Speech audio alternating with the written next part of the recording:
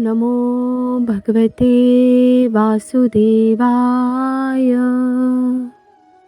श्रीमद् भागवत महापुराण प्रथम स्कंद पहला अध्याय। देवर्षि नारद की भक्ति से भेंट। सच्चिदानंद स्वरूप भगवान श्री कृष्ण को हम नमस्कार करते हैं, जो जगत की उत्पत्ति, स्थिति और विनाश के हेतु तथा आध्यात्मिक, आधिदैविक और आदि भौतिक तीनों प्रकार के तापों का नाश करने वाले हैं।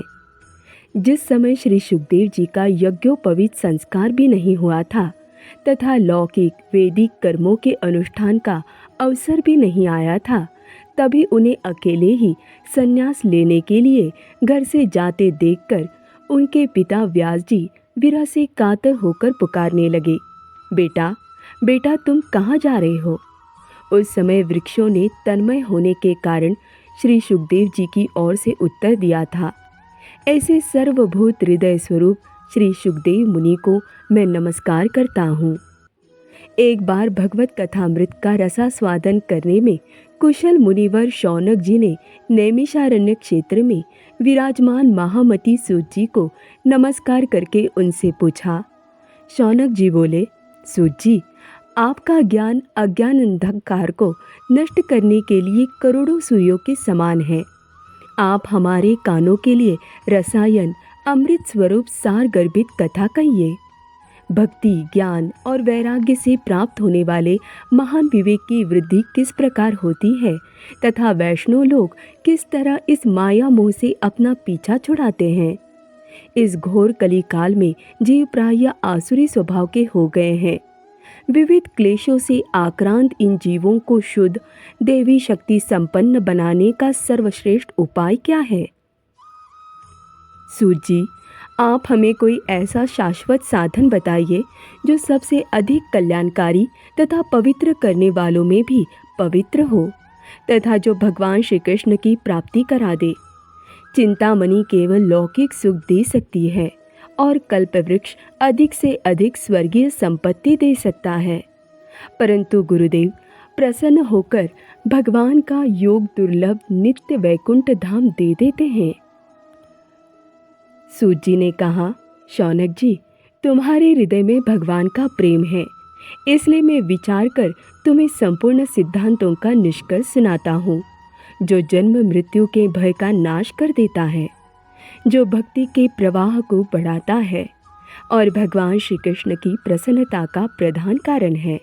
मैं तुम्हें वह साधन बतलाता हूँ, उसे सावधान होकर सुनो। श्री सुखदेव जी ने कलियुग में जीवों के काल रूपी सर्प के मुख का ग्रास होने के त्रास का आत्यंतिक नाश करने के लिए श्रीमद् भागवत शास्त्र का प्रवचन किया है। मन की शुद्धि के लिए इससे बढ़कर कोई साधन नहीं है। जब मनुष्य के जन्म जन्मांतर का पुण्य उदय होता है, तभी उसे इस भागवत शास्त्र की प्राप्ति होती है। जब सुखदेव जी राजा परीक्षित को ये कथा सुनाने के लिए सभा में विराजमान हुए, तब देवता लोग उनके परम अमृत का कलश लेकर आए। देवता अपना काम बनाने में बड़े कुशल होते हैं, अतः यहाँ भी सबने श्री सुखदेव मुनि को नमस्कार करके कहा, आप ये अमृत लेकर बदले में हमें कथामृत का दान दीजिए। इस प्रकार परस्पर विनिमय अदला बदली हो जाने पर राजा परीक्षित अमृत का पान करे और हम सब श्रीमद् भागवत रूप अमृत का पान करेंगे। इस संसार में कहाँ कांच और कहाँ महामूल्य मणि तथा कहाँ सुधा और कहाँ कथा। श्री सुखदेव जी ने ये सोचकर उस समय देवताओं की हंसी उड़ा दी। उन्हें भक्ति शून्य कथा का अंधिकारी जानकर कथामृत का दान नहीं किया। इस प्रकार ये श्रीमद् भागवत की कथा देवताओं को भी दुर्लभ है। पूर्व काल में श्रीमद् भागवत के श्रवण से ही राजा परीक्षित की मुक्ति देखकर ब्रह्मा जी को भी बड़ा आश्चर्य हुआ था। उन्होंने सत्यलोक में तराजू बांधकर सब साधनों को तौला, अन्य सभी साधन तौल में हल्के पड़ गए। अपने महत्व के कारण भागवत ही सबसे भारी रहा। ये देखकर सभी ऋषियों को बड़ा विस्मय हुआ। उन्होंने कलियुग में इस भगवत रूप भागवत शास्त्र को ही पढ़ने सुनने से तत्काल मोक्ष देने वाला निश्चय किया। सप्ताह विधि से श्रवण करने पर यह निश्चय भक्ति प्रदान करता है। पूर्व काल में इसे दयापरायण सनकादि ने देवर्षि नारद को सुनाया था। यद्यपि देवर्षि ने पहले ब्रह्मा जी के मुख से इसे श्रवण कर लिया था, तथापि सप्ताह श्रवण की विधि तो उन्हें सनकादि ने ही बताई थी। शौनक जी ने पूछा, सांसारिक प्रपंच से मुक्त एवं विचरणशील नारद जी का सनकादि के साथ संयोग कहाँ हुआ और विधि विधान के श्रवण में उनकी प्रीति कैसे हुई? सूत जी ने कहा, अब मैं तुम्हें वह भक्तिपूर्ण कथानक सुनाता हूँ जो श्री मुझे अपना अनन्य शिष्य जानकर एकांत में सुनाया था। एक दिन विशालापुरी में वे चारों निर्मल ऋषि सत्संग के लिए आए। वहाँ उन्होंने नारद जी को देखा। सनकादि ने पूछा, ब्राह्मण, आपका मुख उदास क्यों हो रहा है? आप चिंतातुर कैसे हैं? इतनी जल्दी जल्दी आप कहाँ जा रहे हैं और आपका आगमन कहाँ से हो रहा है? इस समय तो आप उस पुरुष के समान व्याकुल जान पड़ते हैं जिसका सारा धन लुट गया हो। आप जैसे आसक्ति रहित पुरुषों के लिए ये उचित नहीं है। इसका कारण बताइए। नारद जी ने कहा, मैं सर्वोत्तम लोक समझकर पृथ्वी में आया था। यहाँ पुष्कर, प्रयाग, काशी, गोदावरी, नासिक, हरिद्वार, कुरुक्षेत्र, श्रीरंग और सेतुबंध आदि कई तीर्थों में मैं इधर उधर विचरता रहा, किंतु मुझे कहीं भी मन को संतोष देने वाली शांति नहीं मिली। इस समय अधर्म के सहायक कलियुग ने सारी पृथ्वी को पीड़ित कर रखा है। अब यहाँ सत्य, तप, शौच, बाहर भीतर की पवित्रता, दया, दान और कुछ भी नहीं है। बेचारे जीव केवल अपना पेट पालने में लगे हुए हैं। वे असत्यभाषी, आलसी, मंदबुद्धि, भाग्यहीन, उपद्रवग्रस्त हो गए हैं। जो साधु संत कहे जाते हैं वे पूरे पाखंडी हो गए हैं। देखने में तो वे विरक्त हैं, किंतु स्त्री धन आदि सभी का परिग्रह करते हैं। घरों में स्त्रियों का राज्य है। साले सलाहकार बने हुए हैं। लोभ से लोग कन्या विक्रय करते हैं और स्त्री पुरुषों में कलह मचा देते हैं। महात्माओं के आश्रम, तीर्थ और नदियों पर यवनों विधर्मियों का अधिकार हो गया है। उन दुष्टों ने बहुत से देवालय भी नष्ट कर दिए हैं। इस समय यहाँ न कोई योगी है, न सिद्ध है, न ज्ञानी है और न सत्कर्म करने वाला ही है। सारे साधन इस समय कलिरूप दावानल से जलकर भस्म हो गए हैं। इस कलियुग में सभी देशवासी बाजारों में अन्न बेचने लगे हैं। ब्राह्मण लोग पैसा लेकर वेद पढ़ाते हैं और स्त्रियां वेश्यावृत्ति से निर्वाह करने लगी है। इस तरह कलियुग के दोष देखता और पृथ्वी पर विचरता हुआ मैं यमुना जी के तट पर पहुंचा, जहां भगवान श्री कृष्ण की अनेकों लीलाएं हो चुकी है। मुनिवरों, सुनिए, वहां मैंने एक बड़ा आश्चर्य देखा। वहां एक युवती स्त्री खिन्न मन से बैठी थी। उसके पास दो वृद्ध पुरुष अचेत अवस्था में पड़े जोर जोर से सांस ले रहे थे। वह तरुणी उनकी सेवा करती हुई कभी उन्हें चेत कराने का प्रयत्न करती और कभी उन्हें आगे रोने लगती और कभी उनके आगे रोने लगती। वह अपने शरीर के रक्षक परमात्मा को दसों दिशाओं में देख रही थी। उसके चारों ओर सैकड़ों स्त्रियां उसे पंखा झल रही थी और बार बार समझाती जाती थी। दूर से ये सब चरित्र देखकर मैं कुतूहलवश उसके पास चला गया। मुझे देखकर वह युवती खड़ी हो गई और बड़ी व्याकुल होकर कहने लगी। युवती ने कहा, अजी महात्मा जी, क्षण भर ठहर जाइए और मेरी चिंता को भी नष्ट कर दीजिए। आपका दर्शन तो संसार के सभी पापों का सर्वथा नष्ट कर देने वाला है। आपके वचनों से मेरे दुख की भी बहुत कुछ शांति हो जाएगी। मनुष्य का जब बड़ा भाग्य होता है तभी आपके दर्शन हुआ करते हैं। नारद जी कहते हैं, तब मैंने उस स्त्री से पूछा, देवी तुम कौन हो? ये दोनों पुरुष तुम्हारे क्या होते हैं? और तुम्हारे पास ये कमल नयनो देवियाँ कौन है? तुम हमें विस्तार से अपने दुख का कारण बताओ।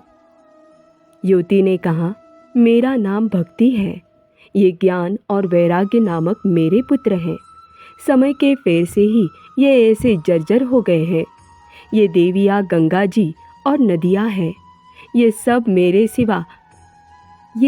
मेरी सेवा करने के लिए ही आई हैं। इस प्रकार साक्षात देवियों के द्वारा सेवित होने पर भी मुझे सुख शांति नहीं है। तपोधन, अब ध्यान देकर मेरा वृत्तांत सुनिए। मेरी कथा वैसे तो प्रसिद्ध है, फिर भी उसे सुनकर आप मुझे शांति प्रदान करें। मैं द्रविड़ देश में उत्पन्न हुई, कर्नाटक में बढ़ी, कहीं कहीं महाराष्ट्र में सम्मानित हुई, किंतु गुजरात में मुझको बुढ़ापे ने आ घेरा। वहाँ घोर कलियुग के प्रभाव से पाखंडियों ने मुझे अंग भंग कर दिया। चिरकाल तक ये अवस्था रहने के कारण मैं अपने पुत्रों के साथ दुर्बल और निस्तेज हो गई। अब जब से मैं वृंदावन आई, तब से पुनः परम सुंदरी स्वरूपवती नवयुवती हो गई हूँ। किंतु सामने पड़े हुए ये दोनों मेरे पुत्र थके मांदे दुखी हो रहे हैं। अब मैं स्थान छोड़कर अन्यत्र जाना चाहती हूँ। ये दोनों बूढ़े हो गए हैं, इसी दुख से मैं दुखी हूँ। मैं तरुणी क्यों और ये दोनों मेरे पुत्र बूढ़े क्यों? हम तीनों साथ साथ रहने वाले हैं, फिर ये विपरीतता क्यों? होना तो ये चाहिए कि माता बूढ़ी हो और पुत्र तरुण। इसी से मैं आश्चर्यचकित चित्त से अपने स्थान पर इस अवस्था पर शोक करती रहती हूँ। आप परम बुद्धिमान एवं योग निधि है, इसका क्या कारण हो सकता है, बताइए। नारद जी ने कहा, साध्वी, मैं अपने हृदय में ज्ञान दृष्टि से तुम्हारे संपूर्ण दुख का कारण देखता हूँ। तुम्हें विषाद नहीं करना चाहिए, श्री हरि तुम्हारा कल्याण करेंगे। सूत जी कहते हैं, मुनिवर, नारद जी ने एक क्षण में ही उसका कारण जानकर कहा। नारद जी ने कहा, देवी सावधान होकर सुनो, ये दारुण कलयुग है। इसी से इस समय सदाचार, योग मार्ग और तप आदि सभी लुप्त हो गए हैं। लोग शष्टता और दुष्कर्म में लगकर अधासुर बन रहे हैं। संसार में जहाँ देखो वहाँ सत्पुरुष दुख से म्लान हैं और दुष्ट सुखी हो रहे हैं। इस समय जिस बुद्धिमान पुरुष का धैर्य बना रहे, वही बड़ा ज्ञानी पंडित है। पृथ्वी क्रमशः प्रतिवर्ष शेष जी के लिए बाहर रूप होती जा रही है। अब ये छूने योग्य तो क्या, देखने योग्य भी नहीं रह गई है, और न इसमें कहीं मंगल ही दिखाई देता है। अब किसी को पुत्रों के साथ तुम्हारा दर्शन भी नहीं होता। विषयानुराग के कारण अंधे बने हुए जीवों से उपेक्षित होकर तुम जर्जर हो रही थी। वृंदावन के संयोग से तुम फिर नवीन तरुणी हो गई हो। अतः ये वृंदावन धाम धन्य है, जहाँ भक्ति सर्वत्र नृत्य कर रही है। परंतु तुम्हारे इन दोनों पुत्रों का यहाँ कोई ग्राहक नहीं है, इसलिए इनका बुढ़ापा नहीं छूट रहा है।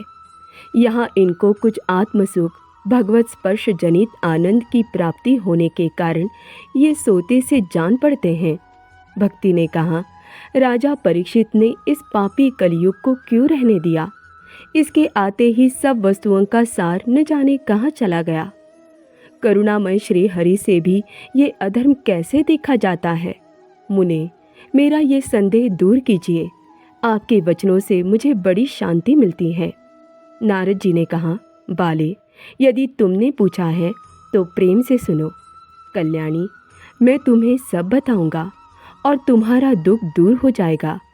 जिस दिन भगवान श्री कृष्ण इस भूलोक को छोड़कर अपने परम धाम को पधारे, उसी दिन से यहाँ संपूर्ण साधनों में बाधा डालने वाला कलयुग आ गया। दिग्विजय के समय राजा परीक्षित की दृष्टि पड़ने पर कलयुग दो दीन के समान उनकी शरण में आया। भ्रमर के समान सारग्राही राजा ने यह निश्चय किया कि इसका वध मुझे नहीं करना चाहिए, क्योंकि जो फल तपस्या, योग एवं समाधि से भी नहीं मिलता, कलयुग में वही फल श्री हरि कीर्तन से ही भली भांति मिल जाता है। इस प्रकार सारहीन होने पर भी उसे इस एक ही दृष्टि से सार युग देखकर उन्होंने कलियुग में उसका होने वाले जीवों के उनके होने वाले जीवों के सुख के लिए ही इसे रहने दिया था। इस समय लोगों के कुकर्म में प्रवृत्त होने के कारण सभी वस्तुओं का सार निकल गया है और पृथ्वी के सारे पदार्थ बीजहीन भूसी के समान हो गए हैं। ब्राह्मण केवल अन्न धनादि के लोभवश घर घर एवं जन जन को भागवत की कथा सुनाने लगे हैं, इसलिए कथा का सार चला गया। तीर्थों में नाना प्रकार के अत्यंत घोर कर्म करने वाले नास्तिक और नारकी पुरुष भी रहने लगे हैं, इसलिए तीर्थों का भी प्रभाव जाता रहा। जिनका चित्त निरंतर काम, क्रोध, महान लोभ और तृष्णा से तपता रहता है, वे भी तपस्या का ढोंग करने लगे हैं, इसलिए तप का भी सार निकल गया। मन पर काबू न होने के कारण तथा लोभ, दंभ और पाखंड का आश्रय लेने के कारण एवं शास्त्र का अभ्यास न करने से ध्यान योग का फल मिट गया। पंडितों की ये दशा है कि वे अपनी स्त्रियों के साथ भैंसों की तरह रमन करते हैं। उनमें संतान पैदा करने की ही कुशलता पाई जाती है, मुक्ति साधन में वे सर्वथा अकुशल है। संप्रदायानुसार प्राप्त हुई वैष्णवता भी कहीं देखने में नहीं आती। इस प्रकार जगह जगह सभी वस्तुओं का सार लुप्त हो गया है। ये तो इस युग का स्वभाव ही है, इसमें किसी का दोष नहीं है। इसी से पुंडरीकाक्ष भगवान बहुत समीप रहते हुए भी ये सब सह रहे हैं। सूत जी कहते हैं, शौनक जी, इस प्रकार देवर्षि नारद के वचन सुनकर भक्ति को बड़ा आश्चर्य हुआ। फिर उसने जो कुछ कहा उसे सुनिए। भक्ति ने कहा, देवर्षि, आप धन्य हैं। मेरा बड़ा सौभाग्य था जो आपका समागम हुआ। संसार में साधुओं का दर्शन ही समस्त सिद्धियों का परम कारण है। आपका केवल एक बार का उपदेश धारण करके कयाधु कुमार प्रहलाद ने माया पर विजय प्राप्त कर ली थी। ध्रुव ने भी आपकी कृपा से ही ध्रुव पद प्राप्त किया था। आप सर्व मंगलमय और साक्षात श्री भगवान जी के पुत्र हैं। मैं आपको नमस्कार करती हूँ। ओम नमो भगवते वासुदेवाय। पहला अध्याय समाप्त।